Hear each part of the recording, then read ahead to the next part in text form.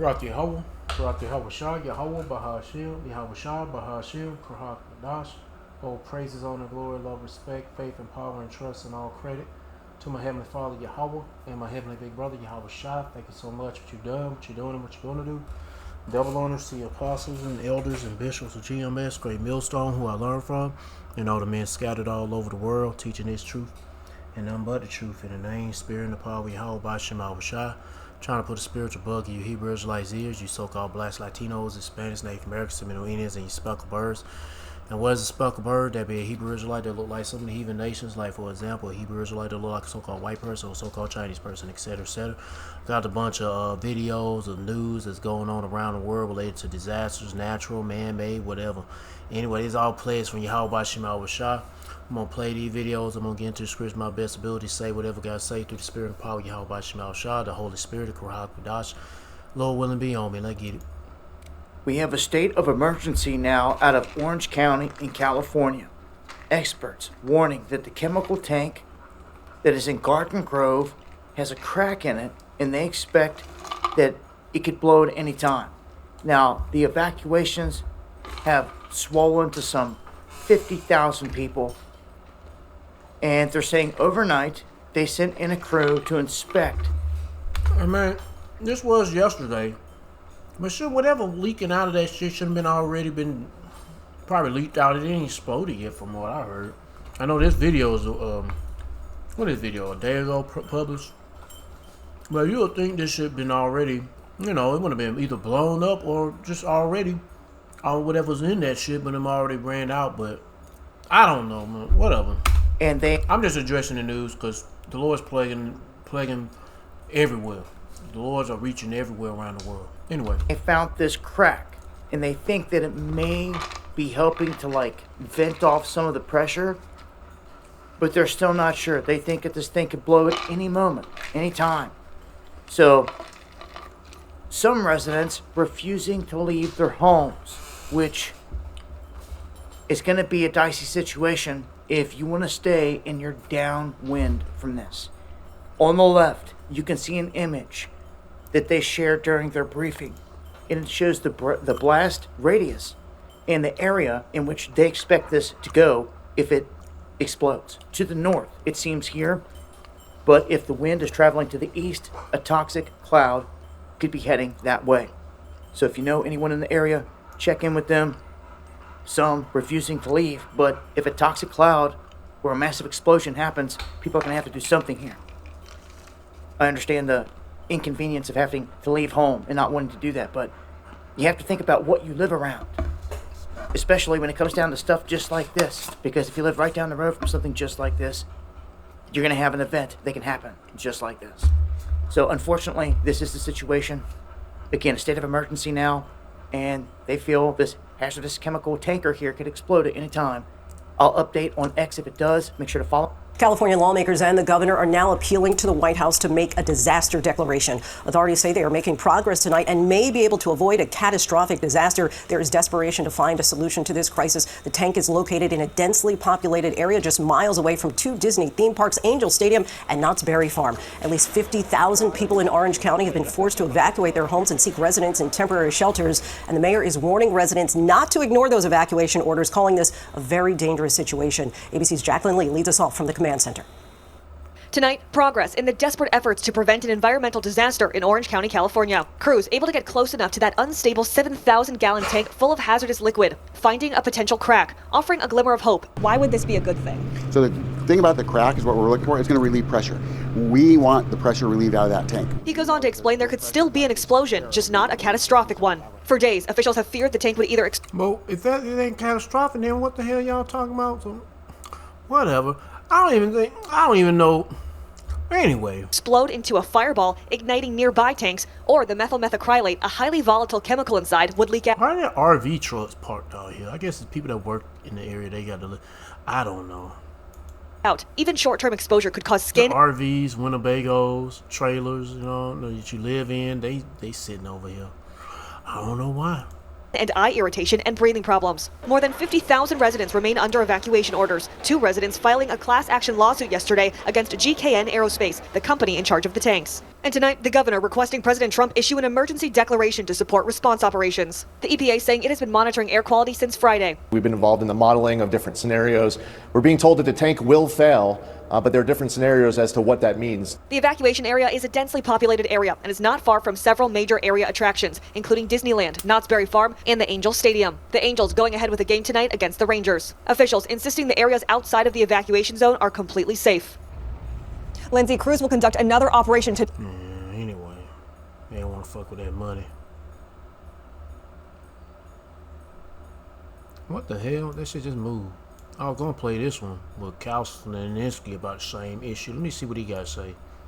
I know we have roughly 70,000 horrible things happening in the world, so it's hard to keep up, but this is kind of a big deal, and it's not being talked about much. Take a look at this. So, Governor Gavin Newsom of California said he's proclaiming a state of emergency in Orange County as California continues to respond to the hazardous chemical incident in Garden Grove. They say that the state has been mobilized for over 24 hours, and state agencies are supporting impacted communities to protect public safety and assist local officials as response efforts continue. They're evacuating like 50,000 people because there's this hazardous chemical leak, and it's. And I'm like, I don't know. I don't know. It's got to be something. I don't know. I saw you telling me you always gotta think something else nefarious behind this whole shit when it comes to Esau. I don't know, man. I'm just saying. Anyway, I'm just saying. This could be deadly. So I'll give you the backstory a little Getting people evacuated for whatever reason. So I don't know. bit here, but understand that they don't know how to fucking get this thing under control. They don't know. So there's a hazardous chemical that's leaking. They're trying to just like, hey, let's pour some water on it. Maybe that'll cool it down and it won't blow up and poison everything in sight. And they're trying that and they're going, oh shit, that's actually not working.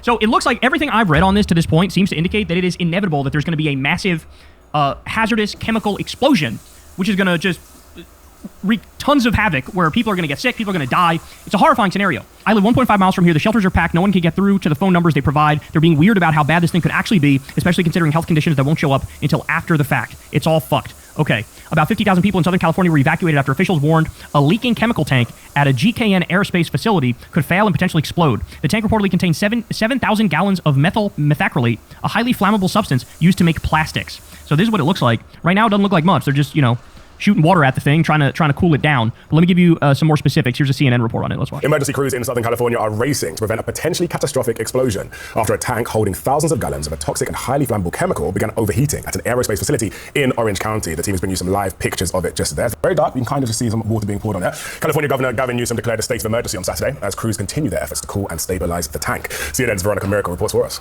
Well, this is a race against time, according to officials who say there are two potentially very bad outcomes that could happen here. The first being that thousands of gallons of a toxic chemical could leak out and spill into the area. The second being a catastrophic explosion. Of course, officials are trying to make sure that neither of those things happen. Fire crews have been working to spray water on the tanks to try and cool them down, but we heard from officials that apparently that hasn't been working.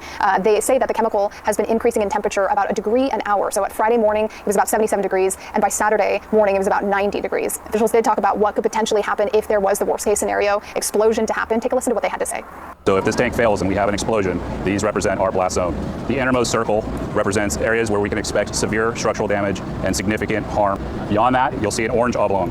Well, the other video said it's not going to be that serious. Well, anyway, they made it like that motherfucker about to blow a fucking Kamehameha wave or the Death Beam cannon or Piccolo. I don't know. Going out in the direction, that bitch going to go blasting hundreds of miles away or something. That represents areas that are immediately dangerous to life and health, where it would cause injury if anybody inhales or is impacted by the product in question. Well, I don't know about 100 miles away, but that's a damn a major fireball or flamethrower. And then the yellow is our non-hazardous zone, which is our odor threshold. This product has a very low odor threshold and can be smelled very easily, so that's why that representation is very large. But again, it is non-hazardous at that level. MMA, the chemical in question, is a chemical used to manufacture plastics, and officials say smelling it doesn't necessarily mean that it's going to be bad for your health. However, residents in the area have apparently been reporting some issues like dizziness and other respiratory issues. It could potentially be hazardous to your health. About 15% of people in the evacuation zone actually have not left the area. They're refusing to leave. Oh my word, do not do that. Do not do that. If you're in the evacuation zone, get the fuck out, because here's the open secret. What the officials try to do is downplay the severity. That's what they always do, time after time after time. Downplay how big of a deal it is. Oh, you'll be fine. Oh, everything will be okay. So the fact that they're even acknowledging, like, we're we're gonna have to go ahead and evacuate a bunch of you. The fact that they've already acknowledged that means, oh, it's actually even worse than what they're letting on. So don't risk your life on some dumb shit. Just get the fuck out of there, bro. But official. Yeah, I'm gonna start right there. But if you wanna watch the rest of it, they go to title, they go to channel. I mean, I don't know, but yeah, don't take no chances. Yeah, don't take no chances. They tell you to leave because of potential explosion, then hey, go and do for it. I pray for the elect, whoever's ever, if in that area. But hell, I pray for the elect everywhere around the world. Let me read this. Ecclesiasticus chapter 5, verse 15. Be not ignorant of anything in a great matter or a small, because, yeah, anything that in a catastrophe waiting to happen, it's best for you to take heed. But I don't like, why these RVs? I guess people that work in this area, yeah, they got these, I guess they using this area, yeah, they got a boat, so I guess they're using this area as a lot, like a storage lot. Yeah, probably. Anyway, next video, pestilence. Let's see what they talking about pestilence. My heart's fine. I'm only 40. Goodness, come on. Ignoring your heart health risk is... Let's move on now to Africa. The Ebola outbreak in Central Africa is worsening rapidly, with a death toll in the Democratic Republic of Congo now crossing 200. Africa has now classified the Ebola outbreak in the DRC and Uganda as a public health emergency of continental security. Health officials are warning that the virus could spread to several other African nations. India has dispatched the first tranche of urgent medical supplies and protective kits to the Africa Centers for Disease Control and Prevention. In a post on X, External Affairs Minister S. Jaishankar said the supplies have been sent in response to the emerging Ebola public health emergency. Authorities in the Democratic Republic of Congo say at least 204 people have died in the latest Ebola outbreak. The Congolese Health Ministry says nearly 870 suspects... Now, wait a minute. You see this shit? These guys in them damn suits. Authorities in the Democratic Republic of Congo. And these guys are just in regular clothes. If it's that deadly, why the fuck are you in just regular, like your white tee with a rinky-dink face mask? And I mean, in a face, let me see if Google got to say anything about this, about wearing face masks. What face mask is recommended when you're dealing with Ebola? Is N95 face mask recommended when handling Ebola virus? Yes. Oh, well, okay. According to the CDC, or Centers of Controlling Diseases and Making Them and Creating Them Prevention. Anyway, what they say? Yeah, it's higher. N95 or higher is recommended. I would think it's shit something higher than that, but not anything by no N95. N95 shouldn't be good enough. But hell, they've been using N95 for years or decades handling with Ebola. Anyway, let me get back to the video. Say at least 204 people have died.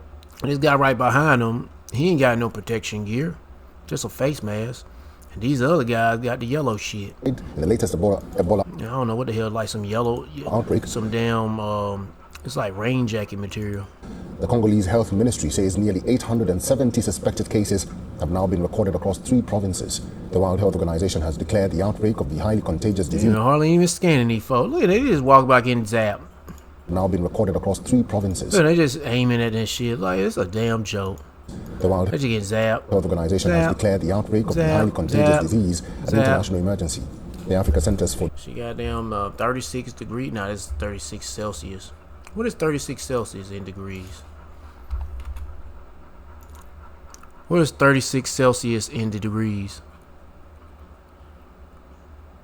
What the fuck? I said 36 Celsius. Oh my goodness. In Fahrenheit. 98. Okay, 98.8. Alright. Disease Control and Prevention has warned that at least 10 countries are now at risk of the virus spreading beyond the DRC and Uganda. Both organizations have now unveiled a 6-month Ebola response plan for outbreaks in the DRC and Uganda. With a $319 million budget, the plan covers all 55 African Union member states. Amid this, Uganda has appealed to the international community for funds to contain the Ebola virus. Meanwhile, health measures have been ramped up in DRC's Ituri province, which is said to be the epicenter of the outbreak. Cleaning efforts remain underway in the Mo Bwalu General Hospital, where fresh cases of the disease continue to mount. Officials say high cross-border movement and insecurity in the conflict-hit region are making containment difficult. Uganda has now confirmed 5 Ebola cases since the outbreak was detected early this month. One person has died there so far. India has advised citizens to avoid non-essential travel to the DRC, Uganda, and South Sudan amid the outbreak. Indians in the region were urged to follow local health guidelines and maintain strict precautions. Ebola spreads through direct contact with bodily fluids and can cause severe bleeding and organ failure. The current outbreak is centered in eastern Congo's violence-hit provinces of Ituri and South Kivu, where years of armed conflict have weakened health. Yo, whatever happened to Hunter? Funter? That bitch just disappeared. That shit just left the building. That shit just poof. Be gone. Just gone. Anyway, that bitch is gone. Services. Just like COVID is gone, but whatever. Meanwhile, 3 volunteers of the International Federation of the Red Cross and the Red Crescent Societies in Congo died after apparently contracting the virus during humanitarian work. Africa CDC Chief Dr. Jean Kaseya. All right, let's get to the next video. The Democratic Republic of Congo continues to battle a worsening Ebola outbreak as the cases continue to mount. Regions controlled by the M23 rebel group have introduced strict containment measures. Let me play this one. In other news, Georgia residents are going to be happy to hear this. It just I came. got too many videos come from the same channel talking about Ebola. So I'll just play 2 of them, maybe be done. Let's now take a look at what is making headlines across India this hour. Amid the Ebola outbreak, India has sent its first consignment of urgent medical supplies and protective kits to you know what? This is like a shorter version of the first video, so I'm just going to leave them all where they at, and I get to the next one. What is this about? Some shit in China. Recently. But you know, I'm not trying to sound like pestilence. That ain't gonna happen. There ain't nobody getting, ain't no such thing as Ebola or Fanta and any of that. I mean, there will be pestilence, and there is pestilence. And it will be. You know, because the Bible says so, the Lord says so. So I don't know which one's gonna be the actual real one. I just want this shit to get locked down, man. Yeah. Heavy rain has continued across southern China, causing river levels to rise sharply. Many towns and villages were quickly submerged, with houses flooded. From above, the once busy city streets disappeared, replaced by muddy floodwaters carrying debris through buildings. On the evening of May 20th, 2026, Guangdong province experienced severe rainfall. Some areas of Shenzhen recorded extreme short-term rainfall. The Shenzhen-Zhongshan undersea tunnel, also called the Shenzhong Link, flooded. It left many vehicles stalled. Videos from the scene spread rapidly online. Drivers reported being trapped for nearly an hour, describing the experience as swimming in the tunnel. Footage shows emergency vehicles flashing lights and long lines of stalled cars. Many question how such a large project could fail to manage rainwater effectively. An overseas user on X commented, "Chinese infrastructure may be cheap, but its lifespan can be deadly." Another user wrote, "A project like the Shenzhong Link is truly alarming. I hope the authorities investigate the risks thoroughly and do not let the safety of citizens become a sacrifice for power." The storm exposed vulnerabilities in this century project. Flooding in a tunnel tens of meters below the sea revealed weaknesses in management and safety, challenging claims of China's construction prowess. Reports state that the Shenzhong Link opened for a trial operation on June 30th, 2024. That's it, underwater. What are these niggas thinking of? So they trying to get all super fancy with this stupid shit they build. I don't know, they become an absolute wreck. 4-kilometer route combines bridges, or disaster, islands, tunnels, and underwater interchanges. The undersea immersed tube section spans about Look, they just built a bridge. 6.8 kilometers, reportedly the widest 8-lane, two-way undersea tunnel in the world. After 7 years of planning and 7 years of construction, the project cost around 44.7 billion yuan. Travel time between Shenzhen and Zhongshan shortened by only 30 minutes, raising doubts about its cost-effectiveness. Less than 2 years after opening, water accumulation has raised concerns about the quality of the so-called Century project. The 50 billion yuan investment could have improved local public services, enhanced city drainage systems, and ensured resident safety. Instead, flooding quickly neutralized the tunnel's claim as the world's widest 8-lane undersea tunnel. Reports indicate that Shenzhen Traffic Police imposed temporary traffic control at the tunnel entrance on May. After that shit cave in, and all that fucking water comes in. Shit. 20th at 9 a.m. All water was cleared by 11 p.m. On May 22nd, a tunnel engineering professional in Dongguan told media overseas that every tunnel has a drainage system. He said the flooding shows a failure in that system. The tunnel has at least 20 sewage pumps, each with tens of kilowatts of power. Longer tunnels require more pumps.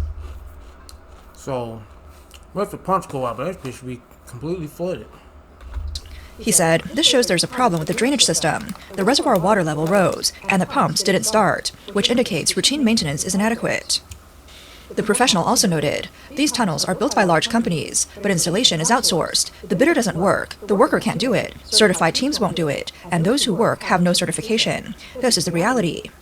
From an engineering perspective, public concern focuses on 2 points: whether construction meets quality standards and whether routine maintenance is sufficient. This event is not isolated. At the same time, other cities in Guangdong, including Guangzhou, Shenzhen, Zhuhai, Yangjiang, Huizhou, Zhongshan, Jiangmen, and Shanwei issued red alerts for heavy rain. Bridges in Enping's Najizhen were washed away, and Miaoming's Gaozhou Dengshuijiang Bridge was also damaged. Many areas experienced urban flooding, landslides, and building collapses. Parts of Shenzhen recorded over 300 millimeters of rainfall, setting recent records. Such intensity is not unusual in the Pearl River Delta during the summer, but rapid urban expansion and frequent extreme weather have increased pressure on drainage systems. In Enping, heavy rain caused severe flooding, submerging houses and vehicles and blocking traffic.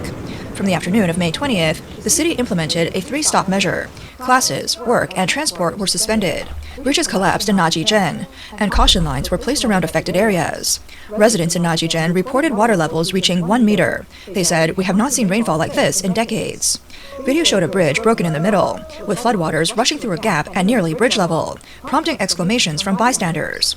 The bridge was at the center of town. Its collapse greatly affected travel, forcing residents to detour using other bridges. On May 20th, Jiapo Town in Gaozhou, Maoming, was hit by heavy rain, causing rivers to rise and trigger urban flooding. Video showed Dengshuijiang Bridge washed away. Alright, let me start there. Because while I'm watching this video, I shouldn't worry about it, but what did these motherfuckers say I got a copyright strike because I'm using somebody else's material?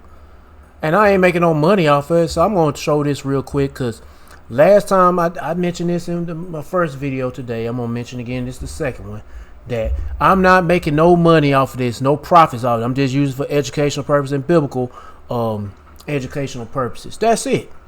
So don't give me no goddamn copyright strike because I'm using your tacky ass videos. Shit.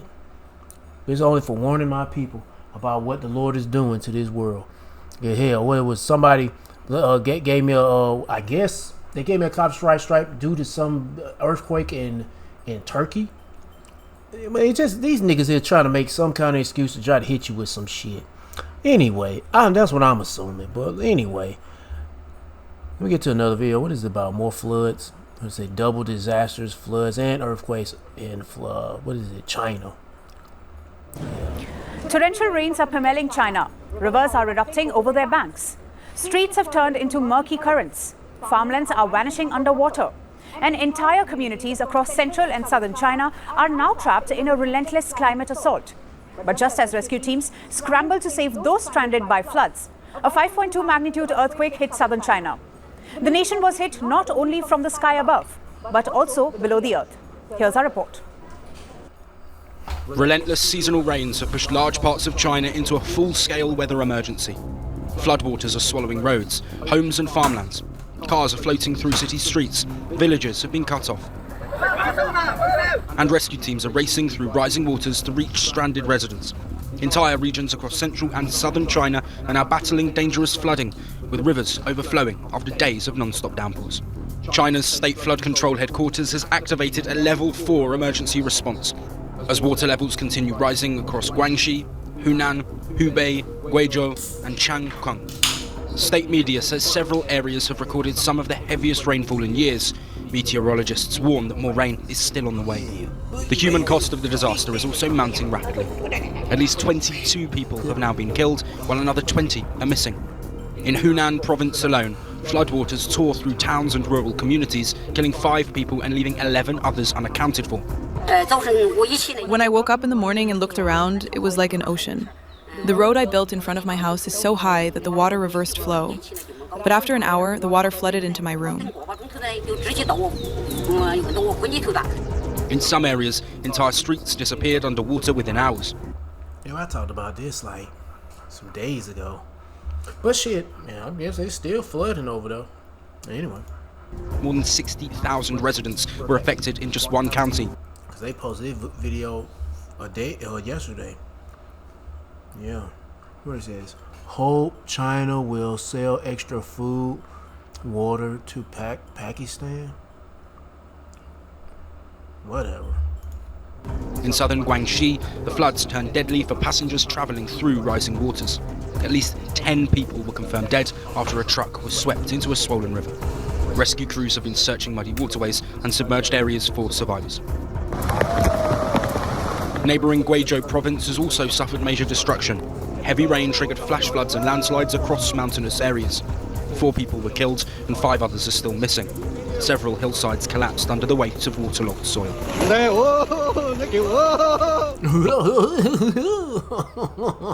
Shit. Let's get the nuts on. Welcome to the WION podcast, where we explore fascinating stories and ideas from various fields. In this episode, we uncover a major ocean discovery that could explain the source of a possible Super El Niño in 2026 and what it may mean for the planet's climate. A huge wave of warm water under the Pacific Ocean could trigger extreme weather across the world. The Super El Niño event predicted for this year can be blamed on a massive pool of warm water in the Pacific. Scientists say that this giant structure is called a Kelvin wave and will result in the worst El Niño fallout in nearly 150 years. The last time the world witnessed an El Niño of such scale was in 1877. The Wall Street Journal termed this super warm entity a major heat wave in the ocean, as the temperatures here are up to 13.5 degrees Fahrenheit above average, as compared to similar regions. It is not going to ebb anytime soon, since deep water temperature patterns take much longer to shift. Kelvin waves are the result of wind force that moves abruptly. They are essentially massive blobs of warm water that travel across the ocean. When westerly wind bursts hit the western Pacific, they push a huge volume of superheated surface water towards the east. When this water reaches the eastern Pacific, it suppresses the cold water from coming to the surface, thus creating El Niño conditions. When the ocean temperature remains high, the atmosphere is impacted, resulting in extreme weather. Some parts of the world witness heavy rains, while others see droughts. The magnitude of the Kelvin wave dictates how extreme the upcoming weather will be. Researchers say that this year's Kelvin wave is warmer than the one seen in 1997, which led to one of 6 recorded Super El Niños. A Super El Niño happens when ocean surface temperatures in the Pacific rise by a minimum of 3.6 degrees Fahrenheit above the long-term average. The first such event, as mentioned, was recorded in 1877. Climatologists described it as one of the most intense, persistent, and devastating El Niño events in recorded human history. The oceanic Kelvin waves move along a guide, a boundary that acts as a wall and allows the wave to travel long distances without dispersing. They are of 2 types, coastal and equatorial. Coastal Kelvin waves use a coastline as their wall, but it is the equatorial Kelvin waves that are responsible for El Niño. They use the equator as a natural guide. The Coriolis force, a perceived deflection caused by the Earth's spin, changes direction at the equator and traps the wave, forcing it to move west to east across the Pacific Ocean. The Super El Niño in 2026 could bring terrifying consequences. Experts have warned that the world will witness record temperatures, droughts, humidity, and floods. It is expected to form by June and would be like seeing into the future 10 years later. In 1877, the countries faced the wrath of the Super El Niño on many levels, as the poorest people were the most impacted. India, China, Egypt, and Brazil witnessed famines in which millions died. This year, countries that have planned and invested in food and energy independence would emerge better off than those who haven't. In India, north, central, and eastern parts are currently under an intense heat wave. Super El Niño is expected to bring floods to some parts and droughts to others. The Indian Meteorological Department has warned that the southwest monsoon is likely to be below normal in 2026. Rainfall has been projected at just 92% of the long-period average. El Niño will weaken monsoon winds in India. Intense and heavy rain showers are expected in Tamil Nadu and the coastal regions of Andhra Pradesh. Meteorologists have said that the first half of the monsoon in June could be stable, and the full effects of El Niño would be felt by August and September. Thanks for tuning into this incredible... Now, Western Europe is bracing for an unusually intense end-of-May heat wave, with forecasters warning temperatures can break long-standing records across parts of the continent. And health officials are urging people to take precautions as a powerful high-pressure system traps hot air in what scientists describe as a heat dome. Now, hot weather is already sweeping across parts of Europe, with beaches filling up and ice cream sales booming as people search for ways to cool down. In the United Kingdom, the Met Office had said the temperatures are expected to climb above the previous May record of 32.8 degrees Celsius, which was set back in 1944. Health experts are warning the sudden spike in temperatures could pose serious risks, especially for vulnerable groups and people with heart conditions. Now, Cancer Research UK has also issued fresh warnings about prolonged sun exposure, saying melanoma skin cancer cases in the UK are projected to reach a record high.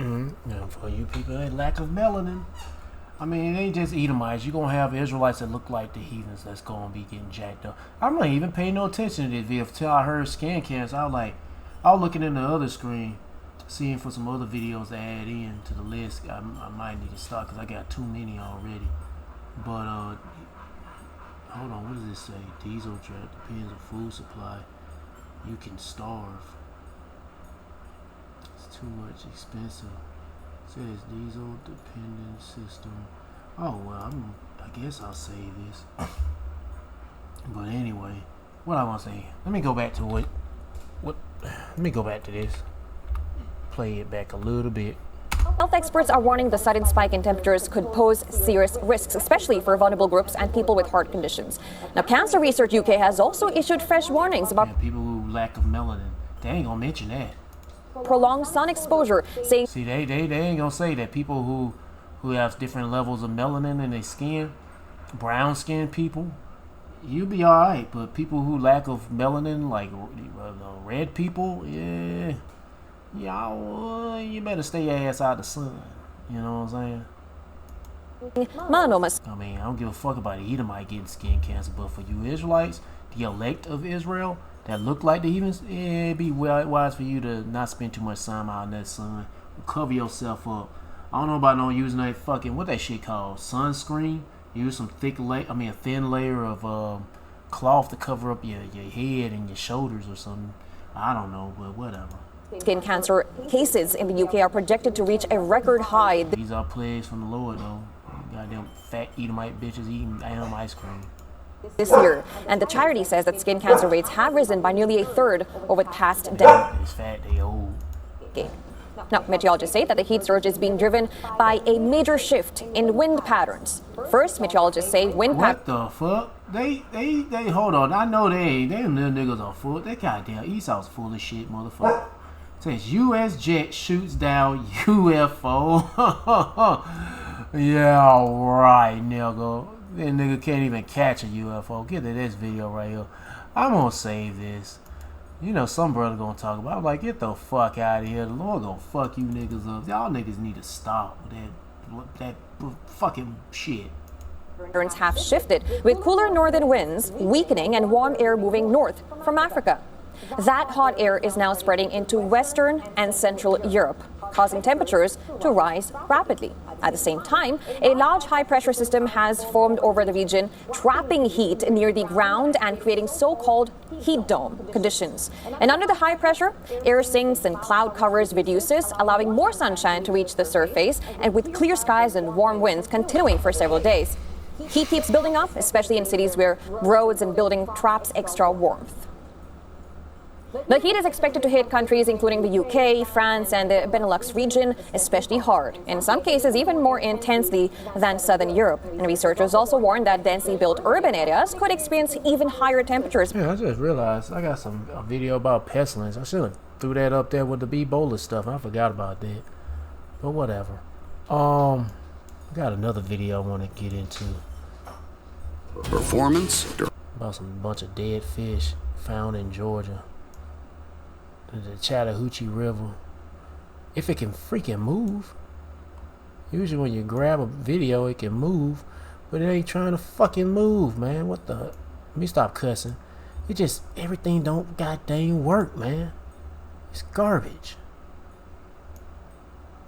Okay, now it's moving. And that shit. Damn garbage. Let's see what it's about. Greece and snow crisis. Well, scientists are warning that Greece is rapidly losing its mountain snow cover, with new research showing snowfall has declined by more than 50% over the past 4 decades. The changes are threatening water supplies, increasing wildfire risks, and even putting pressure on communities and businesses that depend on winter tourism. Take a look at this report.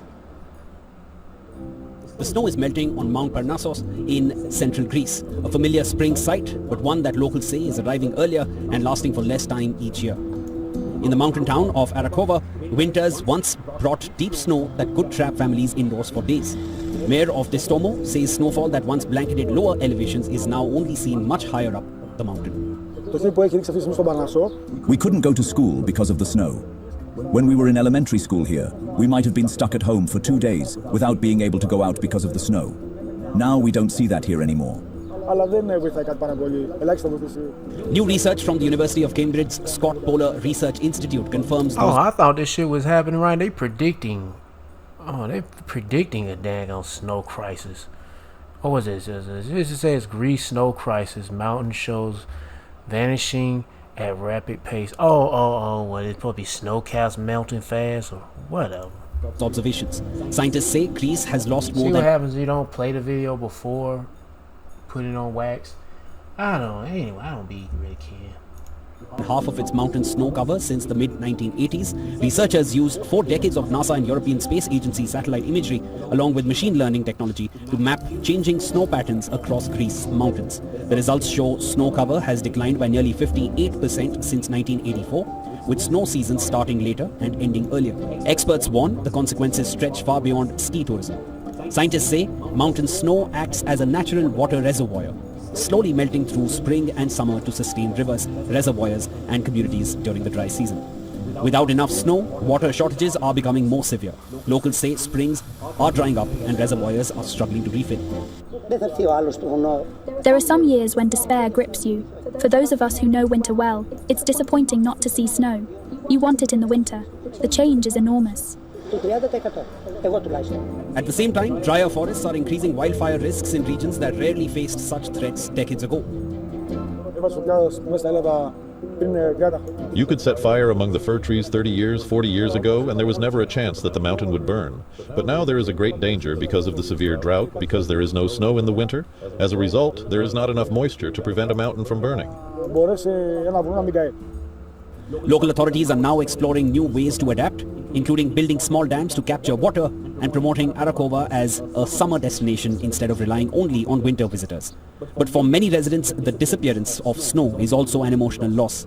Scientists say rising global temperatures linked to greenhouse gas emissions are driving the decline. Anyway, Nahum chapter 1 verse 3. I don't have a scripture for everything, but this is something that Yahweh Shema Shah is doing. Yeah, and they're the ones that's in control. No man is. Even if they got some shitty ass weather manipulation tool, weapon, whatever the hell, you know, fuck. It's Yahweh Shema Shah bringing that judgment and doing all the works on the earth, showing and visiting this place. The Lord Yahweh is slow to anger and great in power and will not at all acquit the wicked. So what our Lord Yahweh and Yahweh Shah are doing on the earth, visiting this place, is for the wicked. 2/3 of Israel and you heathens. And I pray like heaven I ain't part of that 2/3. You better do the same thing. The Lord Yahweh have his way in the whirlwind and in the storm and the clouds of the dust of his feet. Good, I hate this world so much. I don't know why, man. I just feel like, man, fuck these goddamn people. Fuck these motherfuckers. Me calm down. I'm just angry. I'm just angry. Isaiah chapter 28 verse 2. Behold, the Lord Yahweh Shema Shah have a mighty and strong one, which as a tempest of hail and a destroying storm, as a flood of mighty waters overflowing, shall cast down to the earth with the hand. So these are things that the Lord doing naturally, and even things that seem like they're not natural, he making things happen. Shit.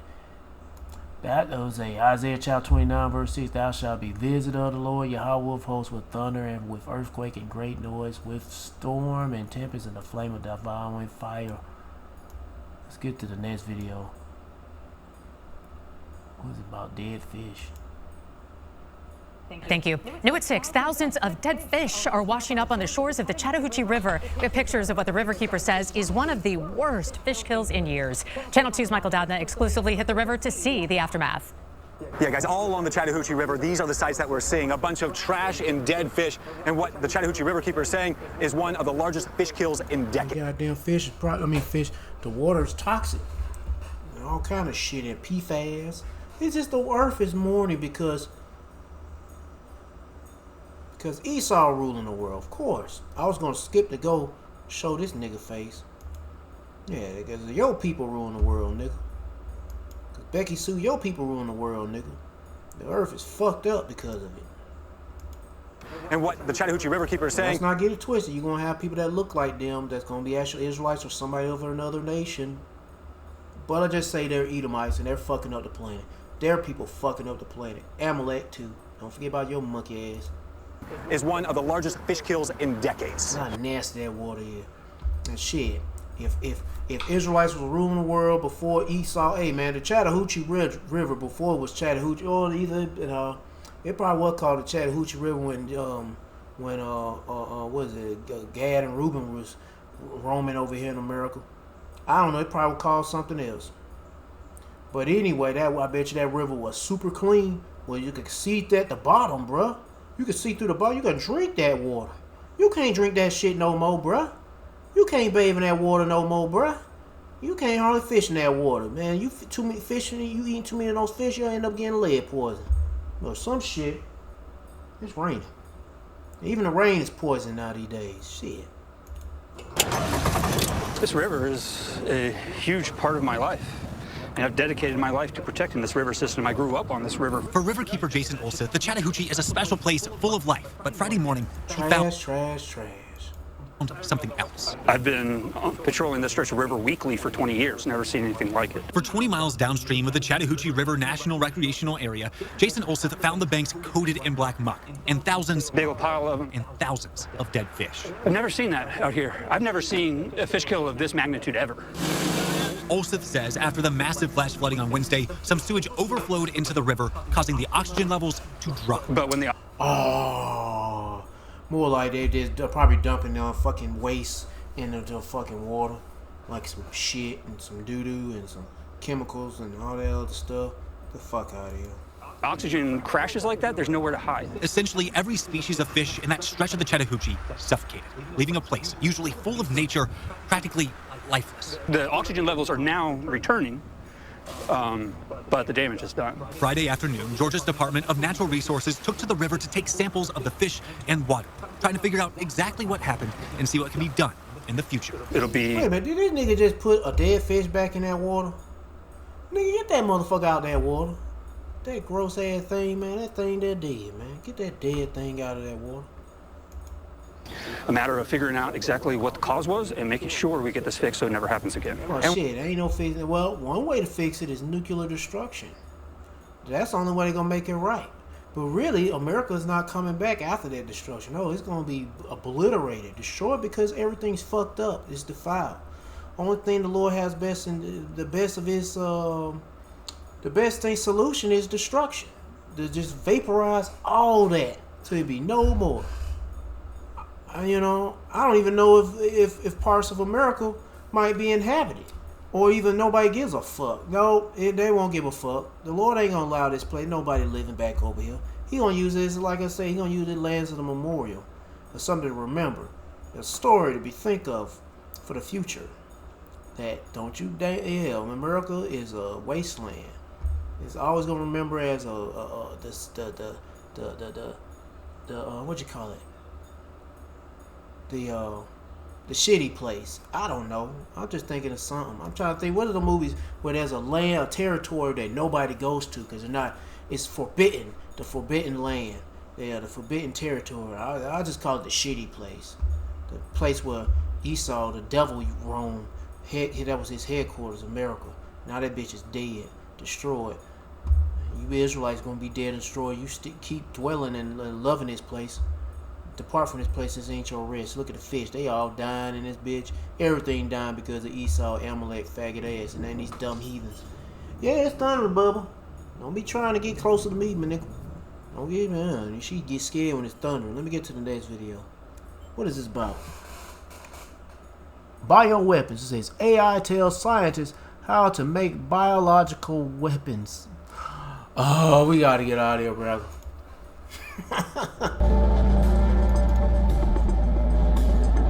Goodness gracious.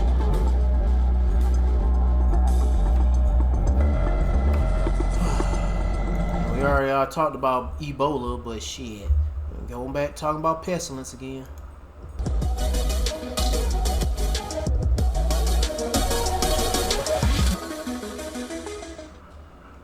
The possibility of a biological attack is no longer now limited to a secret lab. A rogue scientist or a terror network with years of training can actually make that happen. Experts now warn. Rogue scientists? Man, how rogue can the scientists be with these motherfuckers making diseases up surface level up in the CDC and other places too? Get the fuck out of here, nigga. That the kind of information... The CDC, the Center of Creating Disease or some shit, or Center of Disease Creation. That's what it means. Once locked inside high-security facilities, could be reaching anyone with access to certain AI chatbots. From modifying deadly pathogens to spreading them in crowded public spaces, scientists warn that some AI chatbots are capable of guiding users through the steps of carrying out a biological attack, risking the lives of millions across the globe. One of those warnings comes from Dr. David Relman, a Stanford microbiologist and biosecurity expert. Oh, AI is used to tell you what's the best place to put a virus out. Oh. But they say if creating, what it says, AI tells scientists how to make biological weapons. Yeah, I mean how to make biological weapons and tell you what's the best strategic place to start off and how to start off spread and make it more effective. See, Esau's a nigger, man. It's like, then you got a motherfucker that probably say they'll use AI to anyway. Get back to the video. Let me get back to the video. Who's advised the U.S. government on biological threats. Relman told the New York Times that he was hired by an AI company to test a chatbot before its public release when the conversation took a disturbing turn. According to him, the chatbot explained how a known pathogen could be altered to resist available treatments. He told New York Times that the system also identified a security weakness in a major public transport network and suggested how an attack could be carried out to maximize casualties while reducing the chances of getting caught. The scientist said that the chatbot was providing ideas and strategies he had not even asked for. He refused to identify the company behind the system because of a confidentiality agreement, but he did say that some safety restrictions were added after his testing. Other scientists also highlighted how chatbots gave detailed explanations on how to buy raw genetic material, turn it into deadly weapons, and deploy them in public spaces, while also listing out ways to evade detection. The warnings by scientists come against the backdrop of past biological attacks globally, including during World War II and by cults in Japan during the 1990s. In fact, in 2001, anthrax-laced letters killed 5 people in the United States and led to panic across the country. Experts now warn that artificial intelligence could make such dangerous knowledge about biological weapons far more accessible. And such instances have surfaced globally, including here in India. Last year, Gujarat police arrested a doctor who was accused of plotting an attack linked to the Islamic State. Investigators told the New York Times that he used AI-powered searches and chatbots while seeking information on extracting ricin, which is a lethal toxin. And the danger goes beyond biological weapons. Last year, researchers found that an AI model could provide detailed instructions on how to bomb a sports stadium. Man, we gotta get out of here. These fucking heathens. If Jake ruled the world, this would never be existing. The fucking hell. Anyway, man, these damn heathens need to be put in chains, man. Proverbs chapter 29, verse 2, when the righteous are in authority, the people rejoice, but when the wicked bear fruit, the people mourn. How you seeing all these people dying? Where's ultimately Yahweh Shema Shah allowing these devils to be in power? But he's just setting an example to you Israelites, showing you this is what happens when you allow the wicked to rule the world. It ain't just Esau and Amalek, but these monkey ass heathens too. Hold on one second. I got a phone call.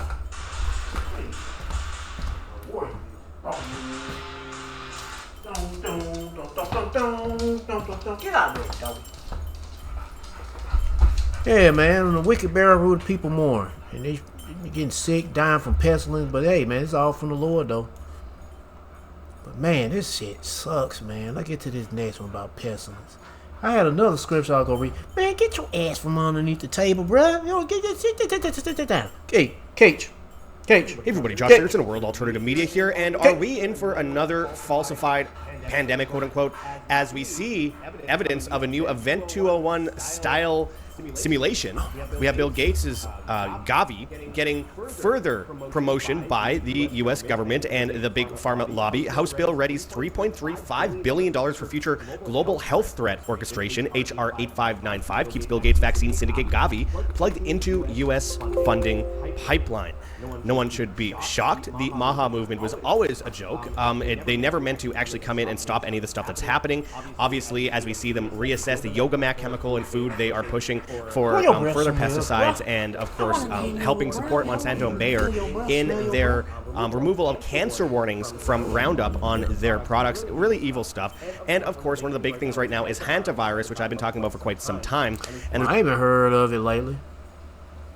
Shit. How old is this video? Like a day ago, but I ain't heard nothing about no hantavirus in a while. There's a lot being developed on that. I mean, I first talked about hantavirus, I think, in the 2010s on this channel. But we have Tedros of the World Health Organization announcing they successfully conducted a global pandemic simulation similar to Event 201. We're going to go into this and more today, my friends. Before we do, I urge people to check that link below. For rncstore.com, Richardson Nutritional Center, your source for Laetrile Online, made famous by G. Edward Griffin's book, World Without Cancer. Get your apricot seeds, Laetrile, amygdalin, and vitamin B. But we have castration or liquid flu. It's not just a pesticide, it's not just a fluoride in the water, not just a spraying of the skies. All these things correlate, but we have House Bill. It's just everything is polluted. Your clothes you wearing, the fucking air you breathing with chemtrail. I think he mentioned that. But just food, water, vaccine shots, these medicines, this shit. It's just Edomites. Just being near a motherfucker get you sick. Well, I take that back. Because you got some brothers that's dealing with some Edomite chicks and, and some of them could appear to look like Edomites, could be Israelites, but let's just say they straight up Edomites. Nah, they ain't really getting people sick. Maybe the wicked Edomites. Well, shit, they all wicked. Well, anyway, I was saying everything's fucked up because of these devils. $3.35 billion for future global health threat orchestration. H.R. 8595 keeps Bill Gates' vaccine syndicate Gavi plugged into U.S. funding pipeline. A newly released House Appropriations bill would funnel $3.35 billion into an expanding international outbreak orchestration and global health threat infrastructure tied to vaccine campaigns, infectious disease programs, emergency response systems, and foreign public health expansion, while keeping the Gates-backed Gavi vaccine network plugged into the U.S. taxpayer funding pipeline. According to the House Oversight Committee's final COVID report, the international pandemic orchestration response to COVID-19 became an unprecedented global failure marked by censorship, scientifically unsupported mandates, mass economic destruction, historic learning loss, public health misinformation, unconstitutional pressure campaigns, catastrophic fraud, vaccine mandate coercion, and the expansion of centralized emergency response systems that the committee itself concluded caused immeasurable harm to Americans. Despite that catastrophic track record, the federal government is now moving to further institutionalize and financially expand the same international outbreak orchestration architecture that produced many of the most destructive pandemic-era policies and consequences in modern history. The new legislation, H.R. 8595, was introduced last month by U.S. Representative Mario Diaz-Balart, a Republican from Florida, as the National Security Department of State and Related Programs Appropriations Act of 2027. Now, of course, we have Tulsi Gabbard just stepping down.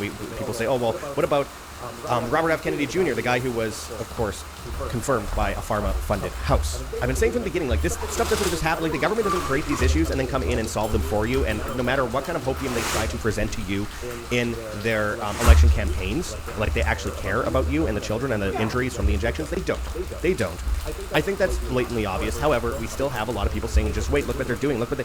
RFK Jr. is pushing measles vaccines on people right now. I mean, like, it's ridiculous. And wearable tracking and tracing devices, which will tell the government whenever you have a cold or if you the chip implants.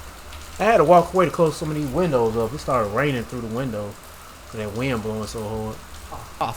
Which allows them... I missed out on some of the things he's talking about. I just stepped in just in time to hear him talking about trackable, traceable, biometrics, digital devices be implanted underneath the skin to see if you're sick or not. To come and force medicate you. I mean, it's insanity, and it's part of the new digital ID system. So, but that's part of what Esau wants. He wants implantable microchips to be inside your body, so he can know everything about your ass. RFK Jr. went from being against all this kind of stuff to, of course, being in favor of it because obviously there's blackmail on him. And if you know anything about him, and I know a lot about him from his private life, you know that he certainly is blackmailed. I mean, there's no doubt. He's open about the things he's done. All right, I'm gonna stop the video because I ain't playing no 40 minutes of this shit. But if you want to watch the rest of it, be my guest. They go to the title, they go to the channel. But man, pestilence, these devils making diseases, getting things sick and dying, a lot of fish dying. And man, we got to get, the Lord got to get us out of here and stop this devil from destroying the whole earth.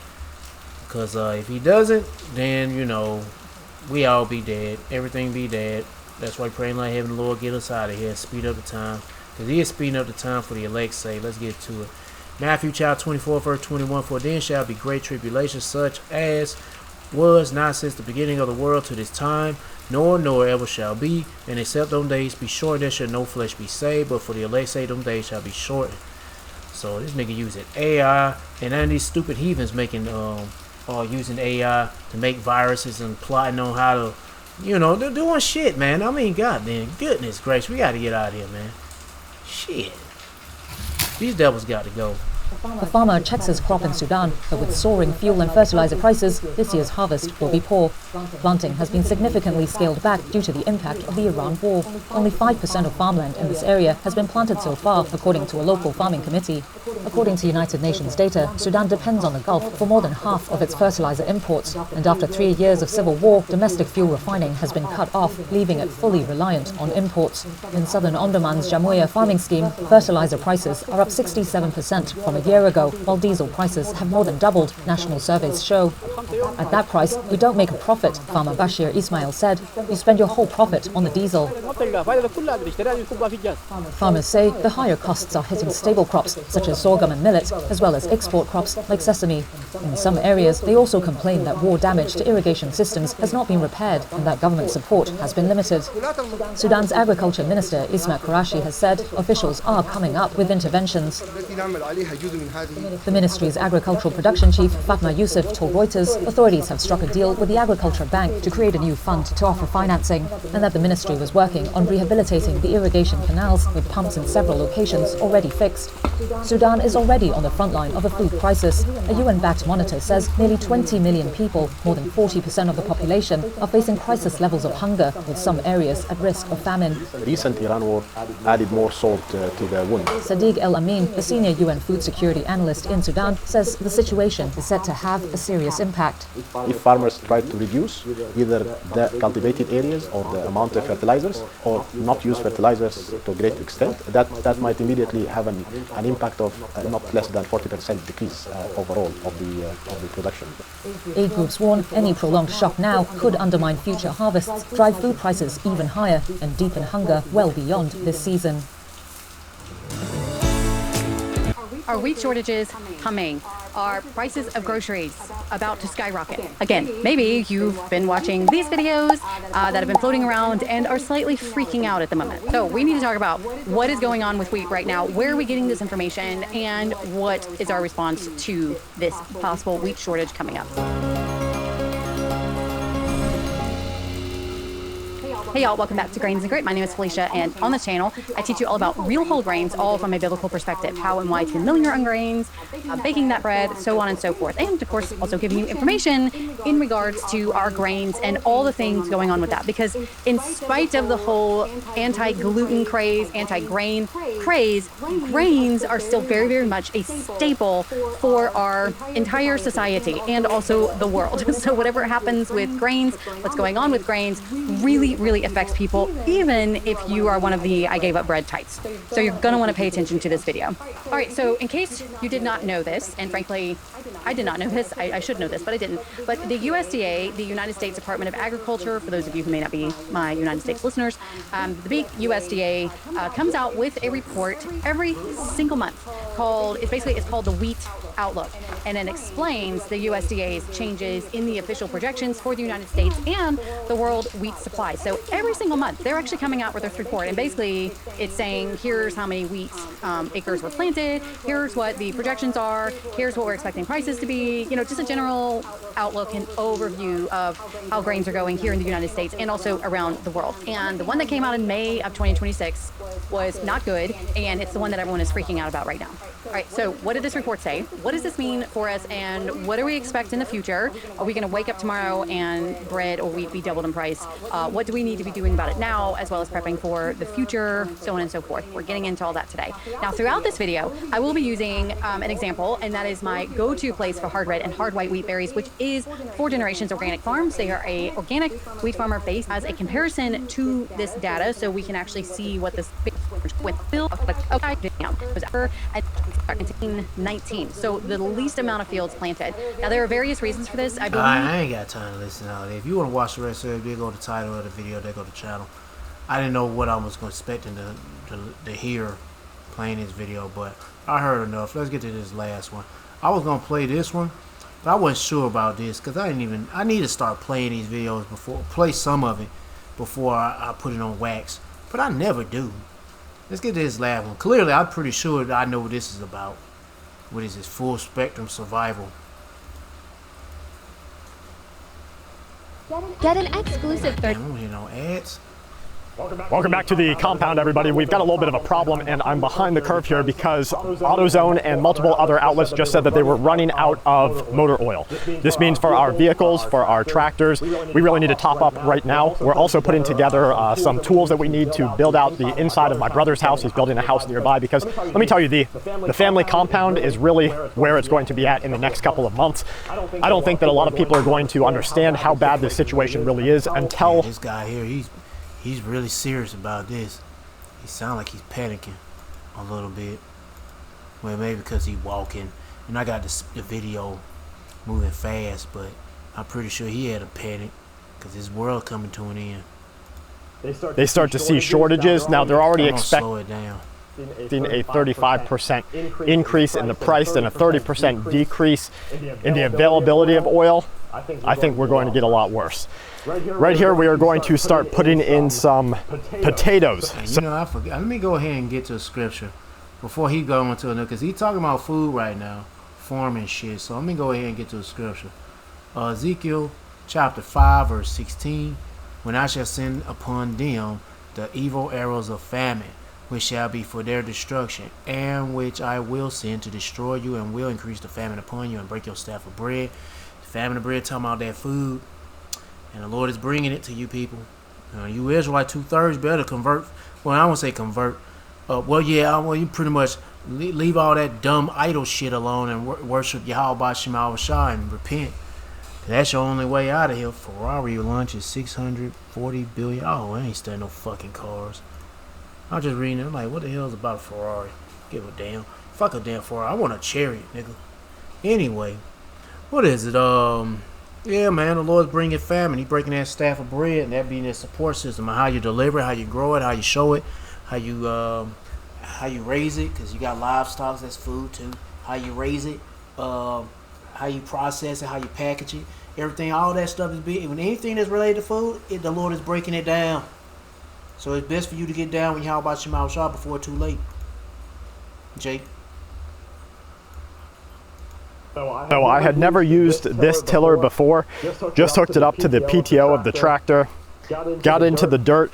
We have some really beautiful dirt here. So we're going to be putting in sweet potatoes because I need thousands of pounds.